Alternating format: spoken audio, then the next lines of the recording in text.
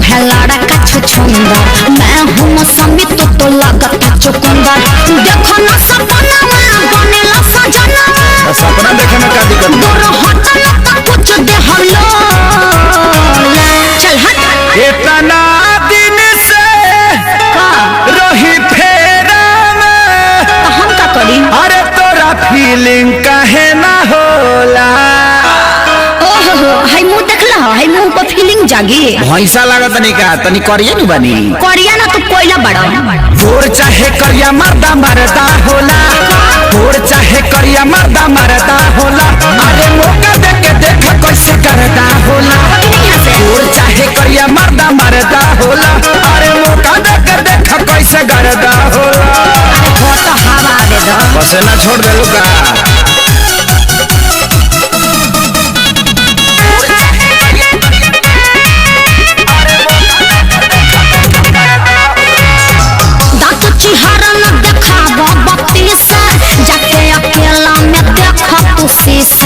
चढ़ल बा भूत जवन तोहरा कपार पर, क्षण में उतर जाई बाबू होनी से। रंगा जेबो एकदम से। तोहर धधकत जवानी बयाग जैसे, न जहीबू तू सरसों के साग जैसे। करोगे जब पाला तो निकली देवाला, बाबू जर जेबो हम होई सोना। देह में फोड़ा फेंक दे। लव यू अरे अरे देखी तोरा के दिल मेरा भीतर ही से है बोला। अरे करियठा जग तो प्यार। अभी ले सुतर लाभ के तो जागल बजाग जाए दे।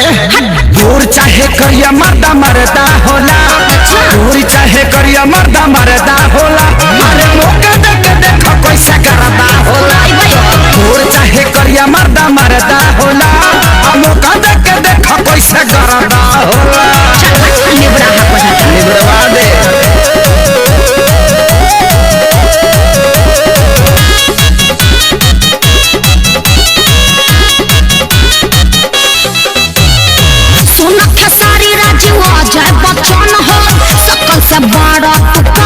चरण हो कैसे पसंद करी है प्रियंका, तोहरा पर जाई न केहू के मन हो। काहे बोका खानी महकत नहीं का? बढ़ जाई तो हरो परेशानी गोरी, नहीं देख मोर दम सन के पानी गोरी। हम हंसनी होई तू त काला कौआ, बिना मेल कदम मैच नहीं हो।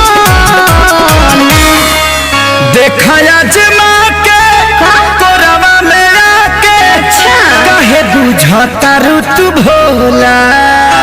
देखे में तो नहीं लागत कि तू चालाक हो खबर। नीम के पता है एक बार पी के देखो, मोय पानी ब्लड हो जाई।